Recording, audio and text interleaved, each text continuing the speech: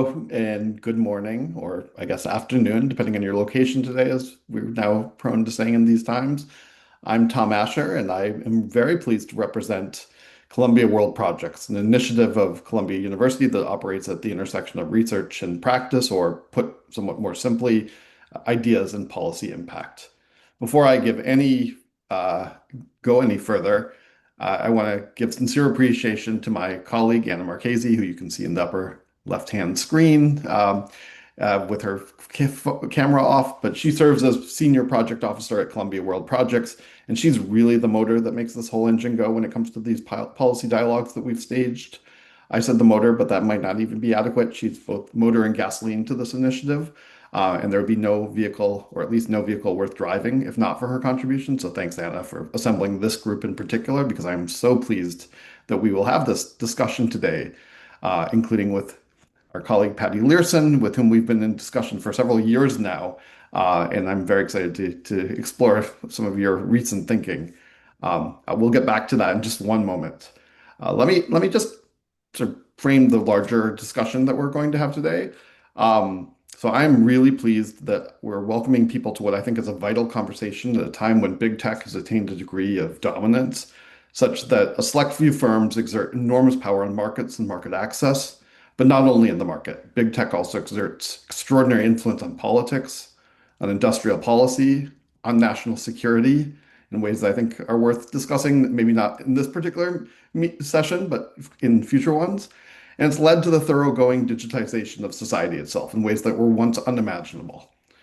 So in many ways, the language that we've inherited, even from those most concerned with concentrated market power, think Brandeis, Wilson, Roosevelt, and so many others from the early 20th century, barely speaks to the degree of control and influence that big tech exerts today. It's simply not obvious to me that the language of Brandeis, and possibly even the neo-Brandeisians who follow in his wake, wholly accounts for the way that power is amassed and deployed in the present moment. So over the course of the next 6 to 12 months, we'll be working to map some of those forms of power, understand the choices firms and government have made together, and understand to what effect that durable power is being used, and consider whether anti-monopoly tools that we have are sufficient to addressing the constellations of power that we see in digital industries today, but also whether the very language that we have as researchers, as observers of society, are sufficient as well. And that makes today's conversation really, from my mind, the perfect bridge to the work we'll be pursuing, precisely because it helps us make sense of the deployment of power as we see it today. And Paddy's going to be discussing an important paper that he recently published with Robyn Caplan, who will be responding. I'll come back to our speakers in just a minute. I do need to mention that this is a series is supported by the Knight Foundation. It's part of the Transatlantic Digital Governance for Democratic Renewal initiative, which is organized by Columbia World Projects and the Center for Digital Governance at the Hertie School in Berlin. And in this series, we address the challenges generated by digital platforms for democratic institutions and discourse.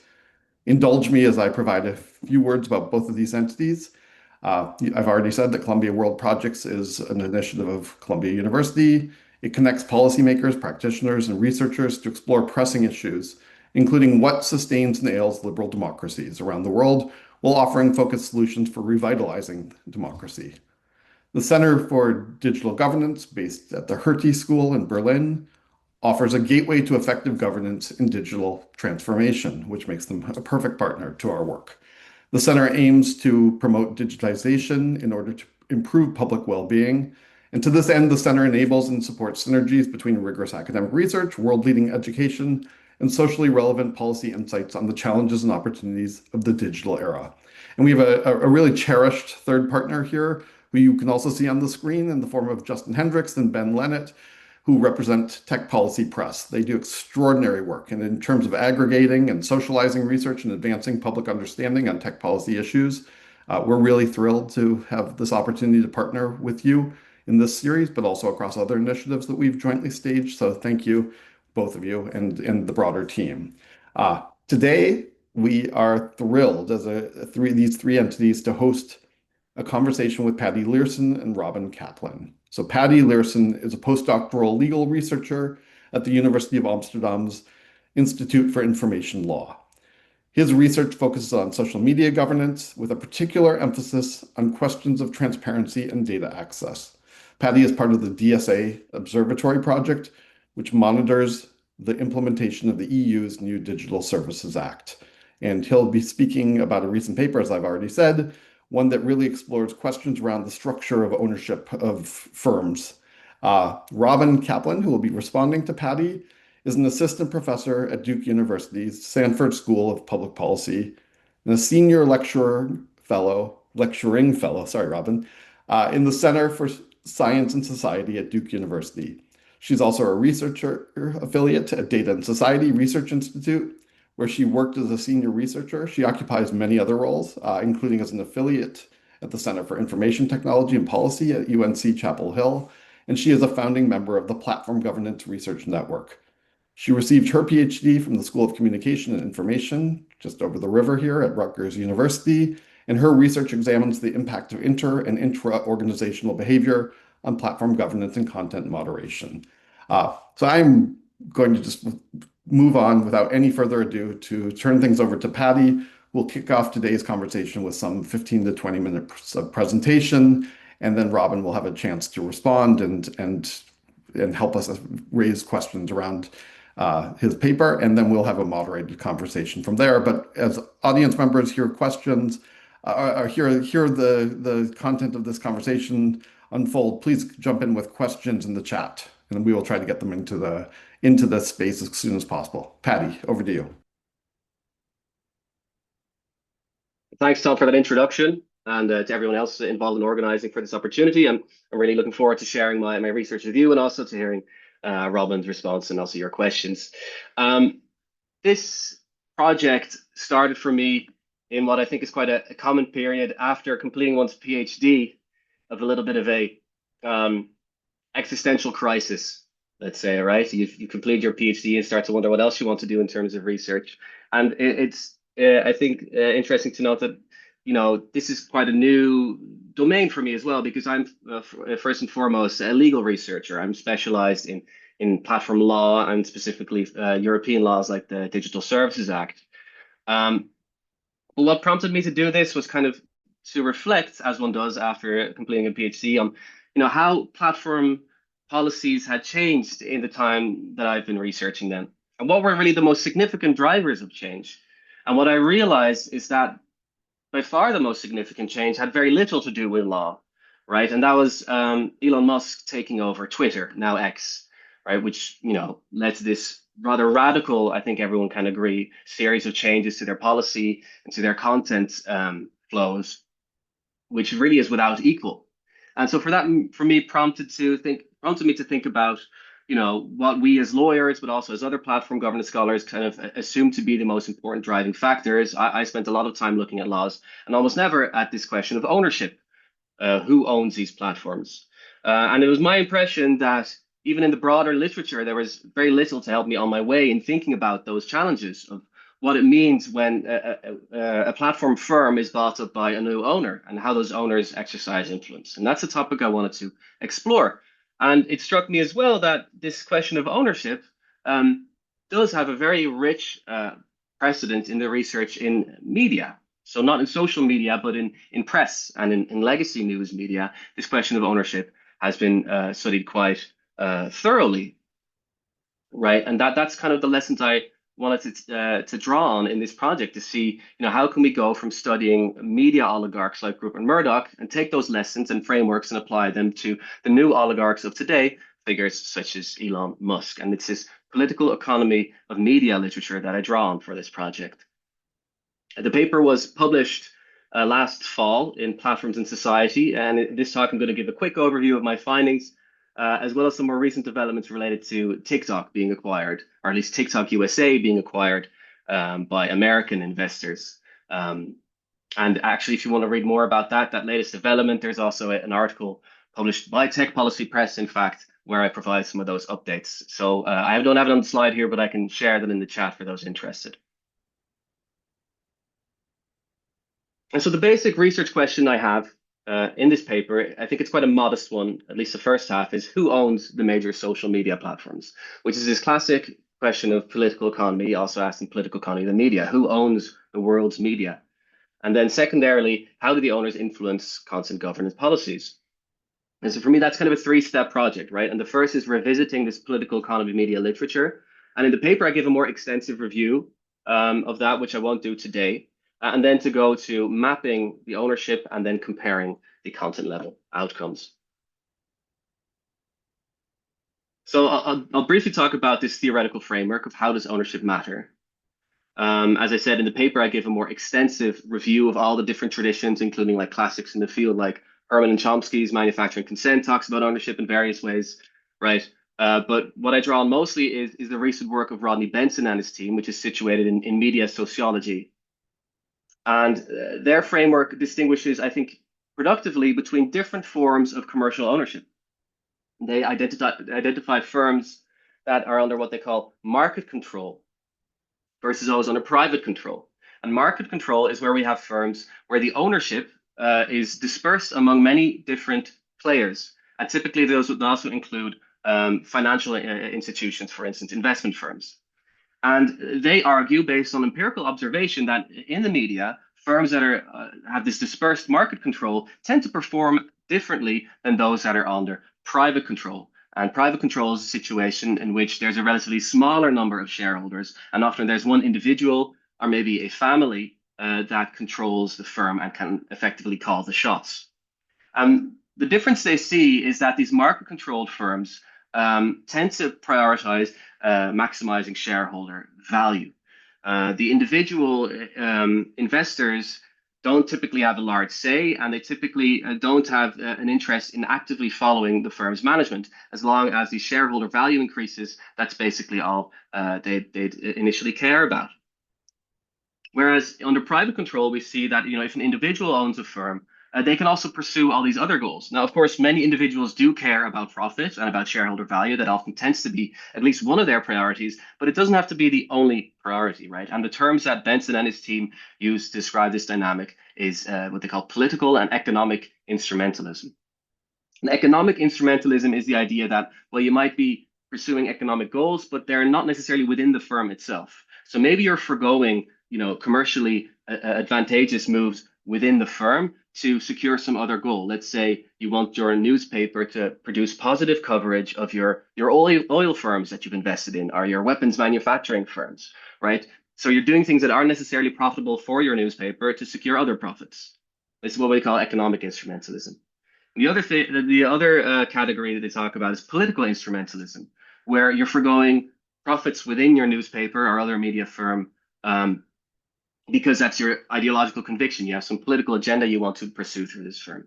And classic example would be Rupert Murdoch's ownership of the New York Post, right, which has almost always been a loss-leading firm, but something that he considered important to maintain some kind of influence is typically the consensus on his strategy there. Now, how do we identify market control versus private control? There are different institutional aspects to this analysis. And the main one is this concentration of shares or votes within the firm, like who holds the shares. And if you have one individual that dominates this, that's a strong indication. There's other institutional aspects that can play a role as well, such as who is populating the board, who is the CEO of the firm, what are their ties to the owners, as well as things like whether it's a publicly traded firm or not. Typically, a publicly traded firm is more in various institutional ways driven to pursue shareholder value over these other instrumentalist goals, as well as for an economic dependencies such as does the firm have major debts to other firms or financial structures. So we can simplify a little bit by looking at shares. If you want to have a full idea of who controls a firm, there are these other institutional analyses you can do. And that's something I'm going to apply to platforms in a minute. I do want to stress that when we're talking about ownership concentration here, we're talking about firm level concentration rather than market level concentration. And I think that's also kind of to Thomas's comments earlier. This question of market concentration and monopolization, for instance, is one that's relatively common in debates about platforms, right? But this is a question of how many firms are active in the market, right?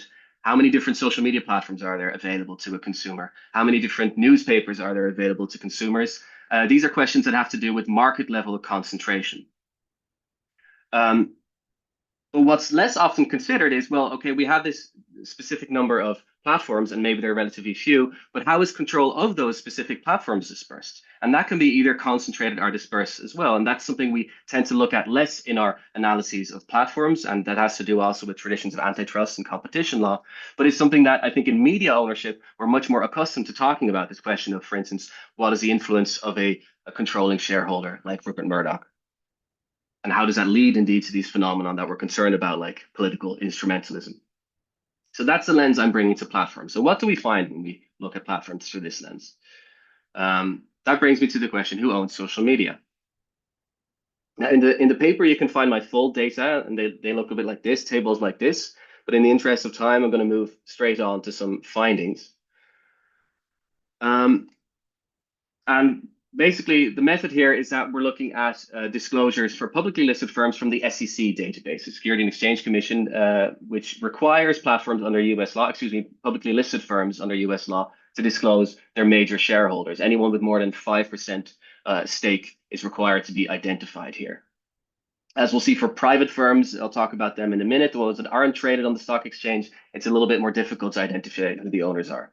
But to start with the publicly listed firms, you actually see pretty significant differences between them. And I found this very interesting. So on the one hand, firms like Microsoft and Apple have very diversified ownership, and they really conform to the, let's say, archetypical idea of what a market-controlled firm looks like. So they're publicly listed. Um, the ownership is highly dispersed, and the shareholders involved are almost exclusively these institutional investors, these investment firms like Vanguard and BlackRock. And technically, Vanguard and BlackRock don't even really own these shares. They are managing them on behalf of their clients. And this is a totally different scenario than a firm like Meta, right? Where the control over the firm is highly concentrated in the hands of one individual, of course, Mark Zuckerberg. And this has everything to do with the fact that Meta has a so-called dual class ownership structure, which means that certain shares, a specific class B of shares, has many multiples more voting rights attached to them. So in practice, this means that Mark Zuckerberg, well, he only owns 13.5% of the economic entitlements in Meta. Uh, Legally, that amounts to 61% of the voting rights. And not only this, but Mark Zuckerberg is not only the majority shareholder, but also the CEO of the firm, which means that he is very closely involved with the day-to-day management as well.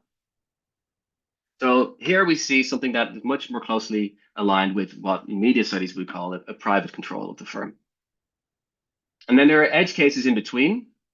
So Alphabet, for instance, also has a dual class stock structure like Meta. However, on the other hand, first of all, their ownership is dispersed between two owners, right? Not one. We have Larry Page and Sergey Brin sharing control. And on the other hand, neither of them is a CEO at the moment either. They're still in the board of directors, but in a much more passive role. Since about 2019, they both explicitly stated that they're, withdrawing from the day-to-day management of the firm and entrusting that much more explicitly to the CEO. So this has some elements of Meta's controlled private control, but is less directly autocratic, let's say, than Facebook or Meta. And the paper also talk about Reddit, which is a very interesting ownership structure involving the Newhouse family, which is a classic kind of old school media oligarch family, you might say, who have gained control of this firm as well. And that's something we talk about less, but that's something for those interested to check out in the paper. Now, as I said, this dual class stock structure is really an important part of this story. And that's something that's also been commented on by scholars like Julie Cohen. And it's important to stress that the dual class stock structure is not typical in corporate governance. It's somewhat older than platform firms. They're not the first to do this, but it's really not that much older. And arguably, platforms are the first major instantiation of the dual class stock structure in the modern economy. Other examples actually include Rupert Murdoch's firms. He was another innovator in this space. And this, as Julie Cohen puts it, throws a wrench into our conventional understandings of corporate governance, because the traditional bargain of increased scale in exchange for increased accountability no longer holds. And this is because typically when firms grow and they go for a public listing so that they can attract more capital, this means that the original owner's share is diluted and they can no longer have this exclusive say. But the dual class stock structure subverts that and allows these founder CEO to retain control even over some of the largest firms in world history, effectively. And that's really an unprecedented scenario that we're arriving in, which brings Cohen and many others to talk about phenomena like tech oligarchy or neo-feudalism is another term that's being bandied around. And my inquiry is specific to what that means for public discourse and media control. Now, I also mentioned that there are private firms where it's actually a bit harder to identify who the owners are. Specifically, I'm talking about X and TikTok.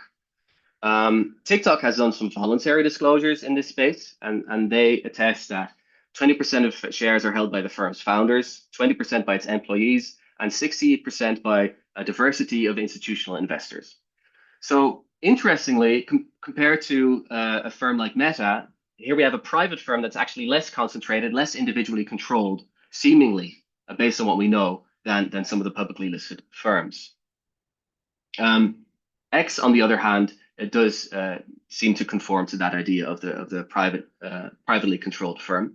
And the only reason we actually know that much about it is due to the intrepid work of journalist Jacob Silverman, a great tech reporter, who actually filed suit to unseal files that were being used in litigation between former Twitter employees and the firm.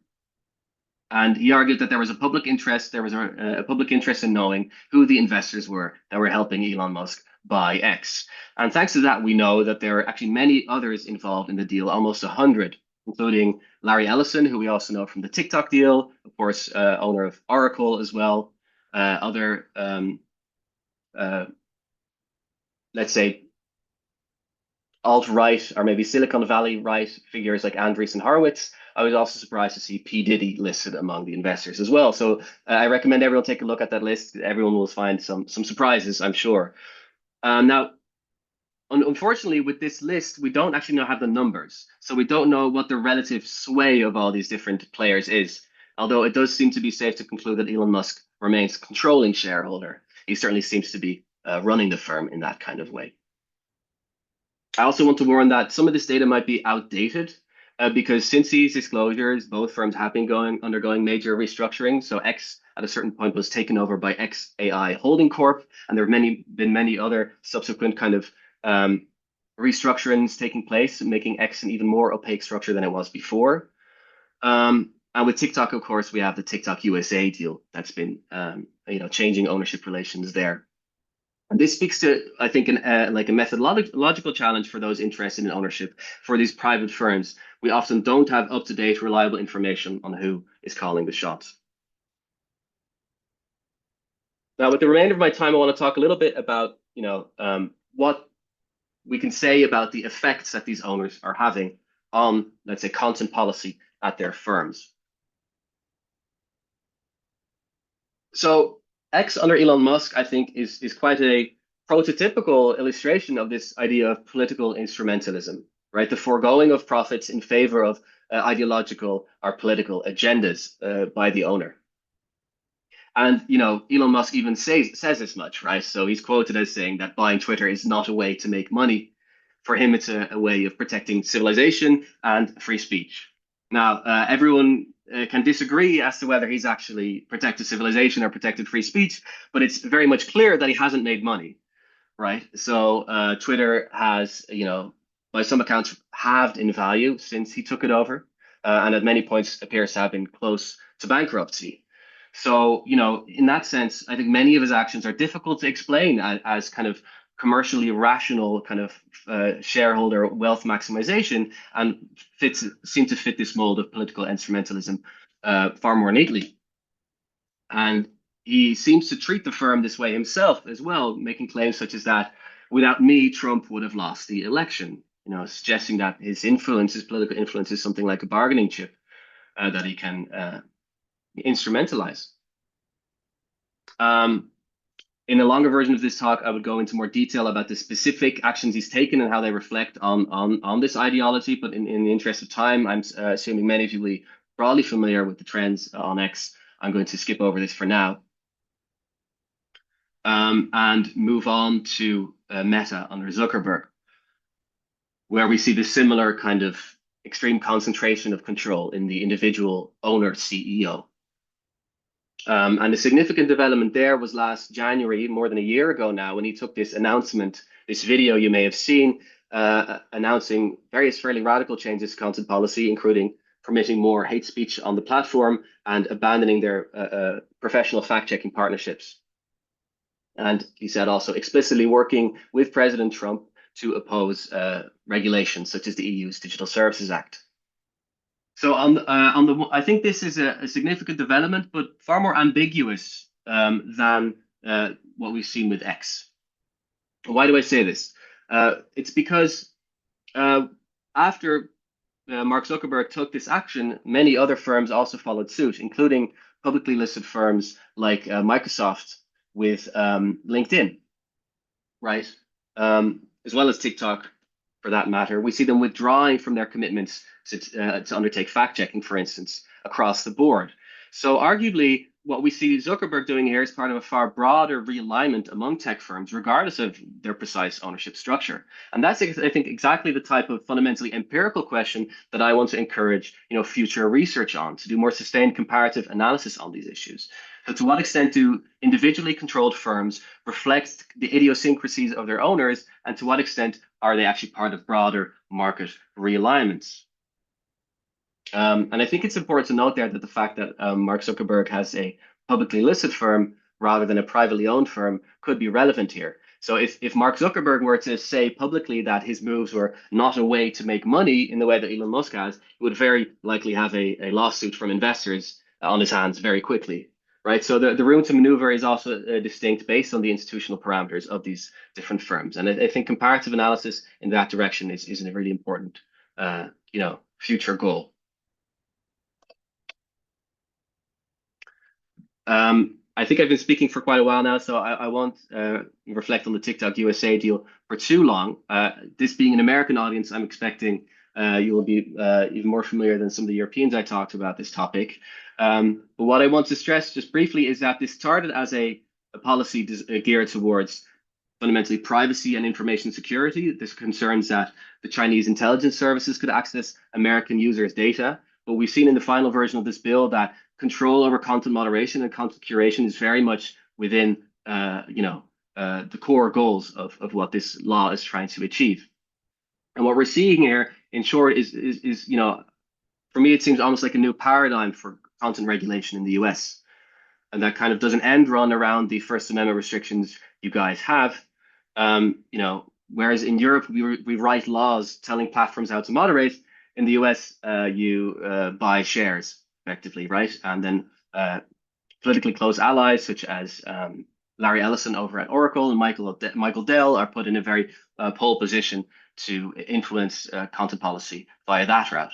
We don't have clear empirical evidence of the changes in content policy at TikTok USA since this started. So that's another really important area of analysis. Clearly, the means and the motives to change content policy at these firms is there. So those are the points I want to wrap up on. I think my analysis in the paper shows that owners are not necessarily or structurally involved in shaping content policies, but once they are interested in doing so, they can assert that influence. That's a trend we've seen with Mark Zuckerberg, for instance, as well as Elon Musk. I want to resist the impulse to generalize about the influence of oligarchy on content moderation. First of all, because the institutional parameters are different between firms. So X under Musk is not the same as TikTok USA under Larry Ellison, simply since the structures are different. And secondly, because we need to always consider how market-controlled firms are responding at the same time. So Elon Musk fired a lot of moderators and cut fact-checking, but so did some of the market-controlled firms. We need to understand also how financial incentives pressure them, and not, there's a risk otherwise that our critique of oligarchs starts to normalize the market logics, even though those can be very much open to critique as well. And finally, in a regulatory sense, I think we're seeing under Trump 2.0 that this question of ownership is increasingly targeted by governments and leveraged as an instrument of political power. Very briefly, because I know this is a policy-oriented group, I want to talk about potential policy responses. This is something I address in much more detail in the Tech Policy Press article and the keynote related to that. But basically, there, at least from the European context, there are three sets of responses I see. And the first has to do with digital sovereignty, i.e., we need to build our own platforms with European owners because the US versions are compromised. But there are also more short-term policy responses that target ownership, which I think are relevant for both Europe and the US. And the first basic demand is ownership transparency. In media law, this is a very typical demand that media owners are required to be identified, more so than other kinds of firms. And I think the similar arguments are available to argue that ownership in social media should be identified as well. As we've seen, it's currently not always very easy to identify who those owners are. From the European perspective, I think the TikTok deal may trigger a similar response, which is foreign ownership restrictions. And in fact, that's something we've seen in media law in the past as well. So in France, for instance, any French language newspaper can't be owned for more than 20% by foreign actors, right? And in some sense, the TikTok deal can be seen as a continuity of that logic that important communications industries cannot be in the hands of foreign investors. And I predict that in Europe, we're going to be seeing similar responses to make not just a TikTok USA, but a TikTok EU, and maybe even an Instagram EU as a result. The final one, which I have a question mark behind, is another tradition in media policy is that where we have powerful owners, we try to insulate the knowledge workers, the journalists in that sense, from the influence of those owners, because we think that is normatively undesirable. And that's where the principles like editorial independence or journalistic autonomy come in. And we have policies, whether they're legal or self-governmental, to ensure editorial independence. And I think there's a room for debate as to how principles like that insulate, let's say, trust and safety staff from the influence of someone like Mark Zuckerberg could be instituted as well. So those are my thoughts for now. I'm really looking forward to your questions. Warm thanks, Paddy, for a really great presentation. Robyn, over to you. All right. Thank you. Thank you all for having me. I had read this paper before. Robert Gorwa sent it my way a little while ago. And so I was very happy to have the opportunity to respond to it. I think this paper makes a really important intervention. It brings media ownership analysis into the study of platform governance. I'm a media studies scholar, first and foremost, and so I was so pleased to see this. Though media ownership analysis has played an important role within media studies historically, the platform governance literature placed more of a focus on power itself. So examining how platforms became infrastructures, how algorithms shape visibility, or how moderation works at scale. Though there has been some attention paid to the unique peculiarities of corporate governance in the tech industry, less work has focused on ownership structures. This partly reflects the ways platforms themselves frame governance as procedural and infrastructural, rather than editorial or owner-driven, which was central to the image that they wanted to project of platforms as neutral intermediaries. Leerssen's paper argues that this gap matters, particularly as platforms increasingly resemble oligarchic firms in which founders retain significant control. With recent events, such as the takeover of Twitter by Elon Musk and tech CEOs more generally acting as political actors, platform governance is beginning to look much more like the media mogul politics of the past. This paper draws on scholarship from political economy and makes parallels between media moguls like Rupert Murdoch with platform oligarchs like Elon Musk. It applies typologies of different ownership forms developed by Benson et al. To the context of contemporary platforms. In doing so, it distinguishes between different ownership structures, particularly between oligarchic and founder-controlled firms and firms with more dispersed shareholder governance. This comparison to earlier media moguls is particularly productive because it situates contemporary platforms within longer traditions of media ownership and power, something that I am invested in particularly. But the article takes us one step further. So Leerssen's not interested in corporate governance per se, but also the impact different ownership structures have on content governance. In other words, the paper asks when ownership power becomes visible in platform governance decisions themselves. What the paper demonstrates is that ownership remains a crucial dimension of platform power that deserves sustained scrutiny, though I think you're right that this kind of causal claim is less clear. So this paper, I had kind of two real questions, big questions that emerged out of this paper. So the paper brings media ownership into platform governance debates, which I think is super important and very overlooked.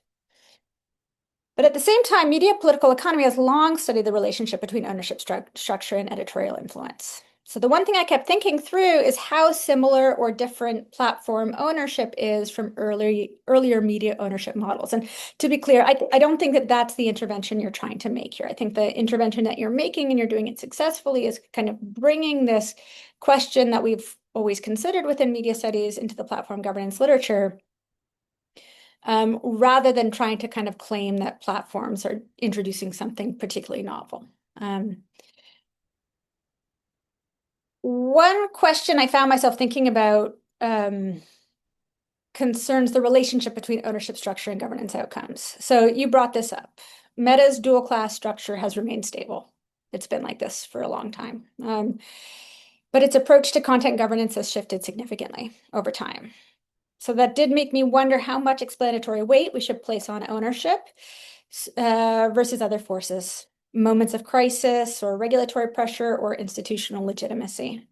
So one thing that we kind of heard across the platform industry was that these different efforts that they were doing to engage different stakeholders, to involve fact-checking organizations within the work that they were doing, was that it wasn't kind of helping them. There was no benefit to it. It was a lot of work, and yet their reputation was kind of staying on this slow decline.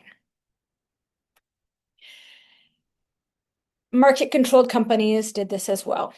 We know that, across different industries, there is kind of a process of institutional isomorphism that takes place.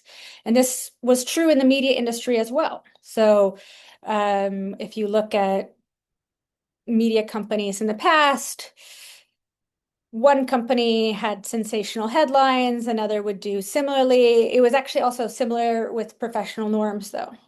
Where that kind of isomorphism was introduced and spread across the media industry as well. So it's kind of, yeah, I guess that question is posing how much we can really look at this as explanatory.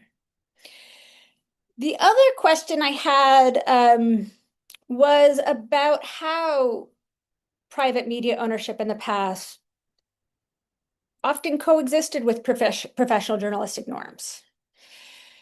This wasn't a coincidence, and it wasn't incidental to private ownership power. These norms often emerge out of moments of crisis that came out of this ownership structure. So within the 1920s, there were very close ties between the finance industry and publishers. And what that meant was that different markers of economic collapse that were growing over the 1920s weren't actually reported on. And then with the crash, there was a demand for more oversight into those relationships and just more oversight in more of a consideration of the public interest by newspapers in general.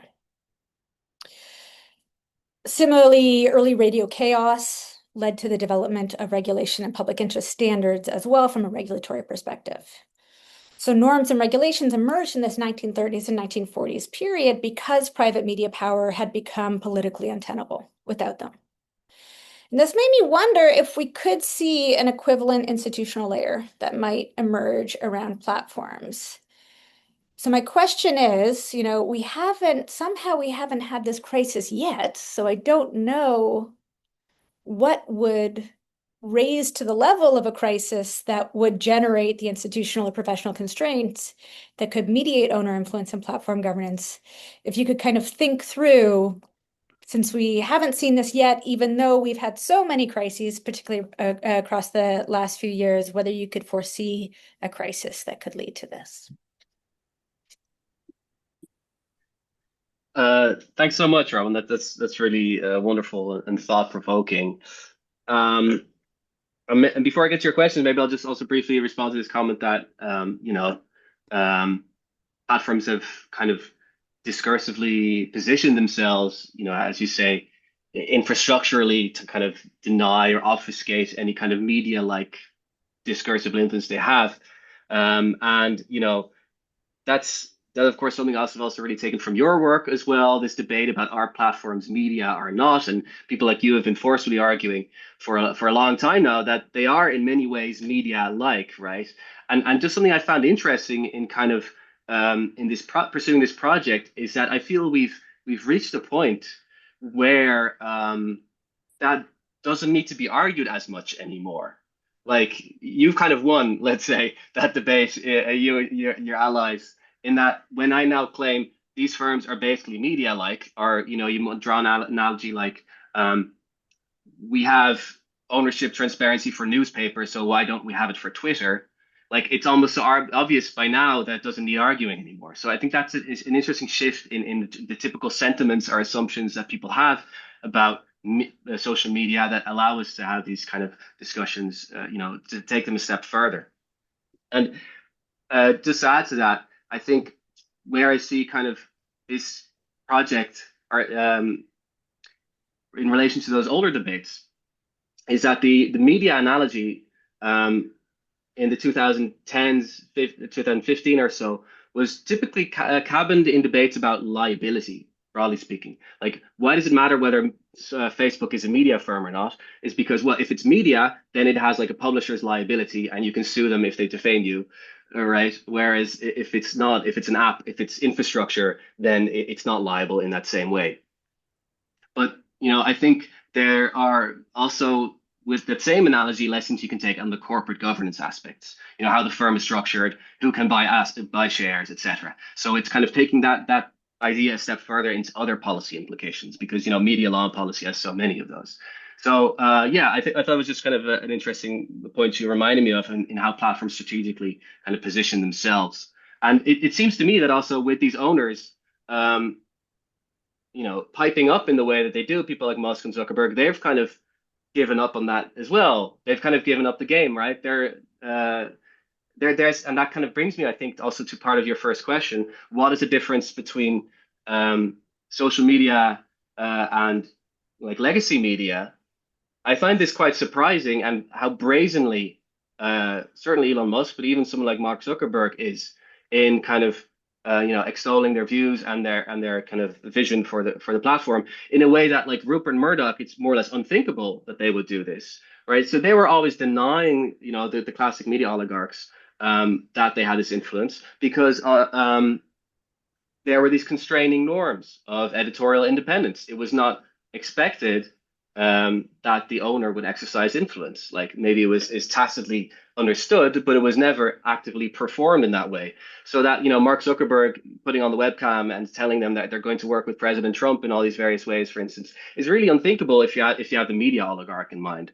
So that's maybe one part of an answer to your question. Like there are these various different like comparisons we can draw between them, but certainly the lack of like the same, let's say, societal norms, but also maybe institutional safeguards for editorial independence is one of them. So onto causal claims. This is yeah, I'm not sure I really have a satisfying answer yet, and maybe it's a little bit of a cop out to say this is what like the future research agenda should address, because of course there are also questions about how much can you really prove or demonstrate, and that's because as we see in the media literature, ownership influence is in many ways inherently opaque, right? It's something, and maybe not as much as it was with media as I just kind of described, but there are ways in which an owner affects their firm that we can't directly observe. So you have to do kind of outcome level comparisons and see if you can find predictable kind of patterns. But especially with the small n that we have, we have a few platforms available to look at. It's hard to kind of come up with iron laws, I would say. But I think this is arguably already a direction that some of the empirical literature is moving on because we have these kind of important shifts of ownership that can draw our attention, right? So Elon Musk's takeover of Twitter is one, but now, if I were an empirical, communications expert, I would definitely be looking at TikTok USA right now, and I think many people are because there's this intuition which isn't always explicitly theorized that ownership matters, right? And they care about what's going to happen now that there are new owners involved. So we have these moments in which you can kind of these moments of rupture that you can study, I think, productively. The other part of that equation is that there are also methods from political economy to try to understand how financial markets shape corporate governance. And so do BlackRock and Vanguard have any kind of effect on content policies? Like probably there are internal debates about these topics, although they are typically passive investors. So getting a closer kind of sense of how those firms assess risk in these markets, et cetera, is another, I think, potentially interesting avenue in.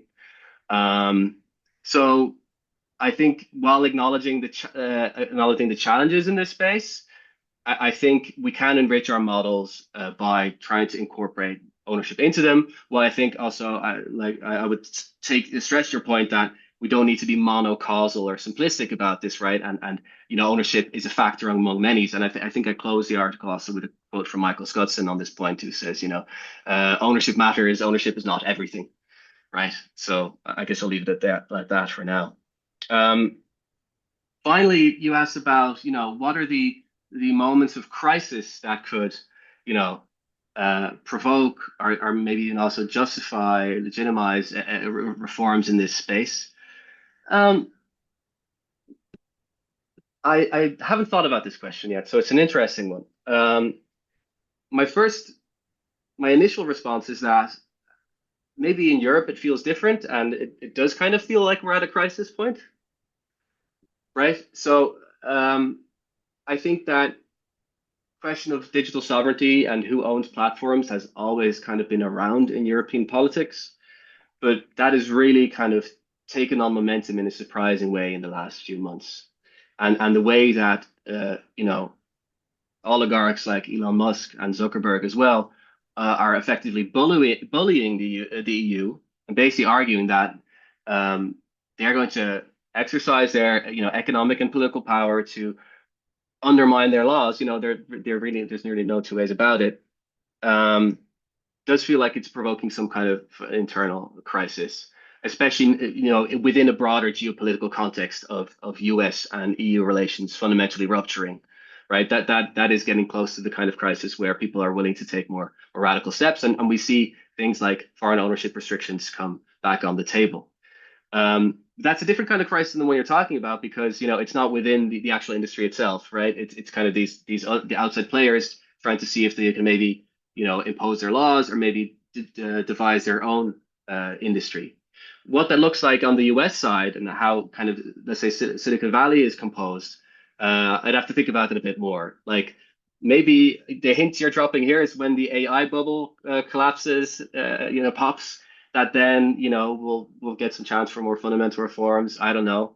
There is an argument, I think, also that in some ways trust and safety is already like a field in crisis. So there is an optimistic account in which we're seeing, I think, increasing almost like class-based conflict between an ownership class of like right-wing tech bro oligarchs, if I'm generalizing, versus kind of broadly speaking, a liberal progressive trust and safety class who really are at odds in their politics and in their economic interests. The optimistic account is that those trust and safety groups can organize to secure some kind of autonomy for themselves. And there are indeed some indications that this trust and safety are organizing in like professional networks, and developing kind of an identity and a solidarity of their own. But the pessimistic one is that the field has absolutely been massacred in the last few years with all the cutbacks, right? Which are to some extent maybe ideologically driven, but certainly also just broader, financial changes, interest rates, etc., which have, really decimated the field. And, so Kay Clonic writes, we've already passed peak trust and safety. And is that really the kind of, robust and self-confident field that can stand up to the owners? I'm not sure. So that was maybe a bit of a rambling reflection on crises, but those were some of my thoughts on a very interesting provocation. Thanks.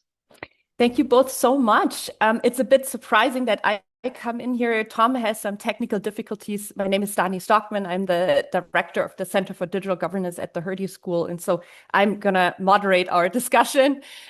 There's one question in the chat that I would like to raise first, and I would like to also encourage everybody in the audience to post your questions in the chat or also raise your virtual hand to come in.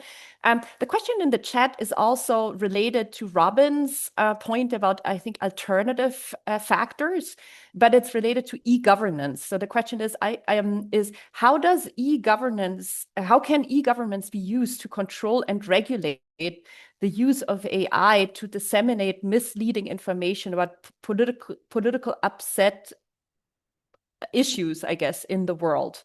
And I guess the question is really about the interaction between e-governance, perhaps digital regulation and ownership, and then specifically about the role and the role of AI.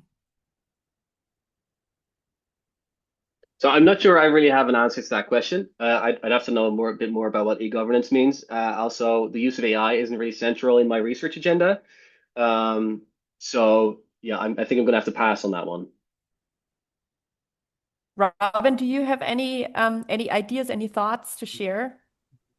Kind of similarly, I'm not quite certain I know what e-governance means within this context. I will say that I think that there is ample room for us to start considering public alternatives to AI, and what public AI systems would look like. That's an area of research and scholarship that is kind of underway, but needs to get a lot more energy directed towards it. I think that there's an easy conceptual argument for us to make that systems that have been built upon our data, both in terms of our social media data and then also the data of human history, the books that we have written collectively, etc., is something that needs to be considered more within the realm of the public interest. So that's my only thing I would say in response. So that's a very recent topic and to be discussed, perhaps part of a future session here as well. There's also a question that is about digital sovereignty, coming more from the European discussion, because this is, of course, a transatlantic forum. So the audience is partially American, partially European, and of course also coming from other places, looking at this from these two perspectives. So in Europe, there are some people and groups looking at both digital sovereignty and epistemic security in relation to digital infrastructure. Federico Gaggio is interested in the informational commons, the shared space for democratic engagement. And so there's more content to it, but the question ultimately leads to the question, what digital alternatives do you see to the kinds of platforms that you have discussed in your paper, Paddy? And what's the likelihood of other kinds of perhaps publicly owned or platforms that are owned by different kinds of ownership structures that they can actually become very popular? Maybe Paddy, you want to come in first, and Robyn, feel free to also come in here. Thanks, Danny. So yeah, I think again the media analogy is very productive here. So also in Rodney Benson's work, for instance, and his team, as well as others, I talked about his models for private and market ownership, but he also compares other like nonprofit forms of ownership and public ownership, which I think can be equally instructive here, right? And what I like about the media analogy is that it helps us think about safeguards that maybe aren't necessary in other industries because of the specific kind of political and democratic influence that the media wields. We have like useful distinctions between state-owned and publicly owned media, right? They're not the same thing, and we can have ways to have publicly owned media ownership structures without having like the executive very closely involved, so we can insulate them. So the public broadcasting tradition, but similarly also like in the Netherlands, for instance, we have many newspapers, and that's something that comparative studies talk about in the hands of media foundations with specific statutory nonprofit goals. And these are all, I think, interesting things to experiment with. And two more things I'll say about that is like we have, I think, also to Robyn's earlier point, a lot of experimentation at the infrastructural or technological level with like firms like Blue Sky, thinking about how you can do like technical decentralization of protocols and moderation technologies. But I try to figure out who owns Blue Sky, and it's really quite opaque. Like they're not even transparent about this, to some extent. Like we have some disclosures, but it's and I think that kind of speaks to some of the blind spots we sometimes have in these discussions. Um, that question of ownership and corporate structure should be like front and center in any of these debates, and can also be complemented meaningfully by technological solutions as well. Yeah. This is a very, very interesting question. Public media is not something that has always existed. It is often something that gets created out of a moment of crisis or a moment of tension. The CBC and the BBC arrived much earlier than something like NPR. And I think, to be honest, we have always believed that network effects would limit the potential for any sort of kind of public social media system. We are seeing that being a little constrained these days. X is usage of X has gone down. Blue Sky has not necessarily picked up on that. Most of these companies have shut off different features that for particular geographic regions in response to regulation that might create an opening for governments if they are so inclined to create a public social media network. I'm thinking specifically about the fact that you cannot share news articles now in Canada, which is where I am from. And because of that, they have also limited sharing of links more generally across their platform. So there's lots of features that they have cut off that could present some great opportunity for a kind of public social media infrastructure to exist if people are comfortable with it. I think that it's a different set of considerations. This is really where, my argument that social media is media gets really strained because yes, there is a lot of data flowing within media industries historically, not as much as there is within social media. And so whether there would be any kind of public comfort with something like that being owned by government, really unknown. I'd like to ask, before I hand over to Justin Hendricks, who will wrap up for today, I'd like to just raise one more question because I feel like, Paddy, the big elephant in the room are the states that are associated with some of these tech companies that you introduced to us today. So there's also, in parallel, there's of course also a discussion about firms like the big American tech firms becoming national champions. And then there's this, as mentioned by some of our audience members, participants in the audience, in Europe, there's also the digital sovereignty movement in response to that, but also a concern about firms like TikTok, of course, representing more the interests of the Chinese government. And so along the lines of Robyn's point about alternative factors, I'd just like to learn more, because in your paper, you also talk about sort of the relationship between politics and Elon Musk, but you don't, you're mostly focusing on ownership, but just how important in your view is ownership compared to these other political institutional factors or geopolitical factors that now, at least in the public discourse, a lot of people are talking about? Thanks, Danny. So there's a comparison to be made, like which are the most important factors, and I guess it's on me for starting with the provocation that ownership is more important than law at the start of this talk, and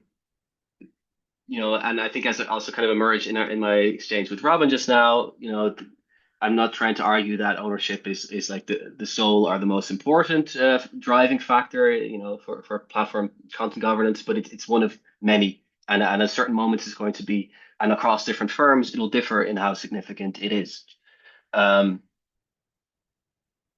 So specifically, the firms that have this concentrated ownership structure and a founder CEO model, that's where it's going to most likely play an important role. What I'd like to note is that it's interacting with geopolitics in important ways, right? So ownership is shaped by geopolitics. You know, the TikTok ban is an obvious example. So the US is basically not willing to allow a foreign adversary state to have ownership of these firms. And without writing any specific norms around, you know, how TikTok USA should perform in their law, you know, the fact that it's now owned by Americans is adequate kind of reassurance of, apparently, for the Trump White House to let them operate, right? So ownership is also a nexus of control that governments and geopolitical forces work on.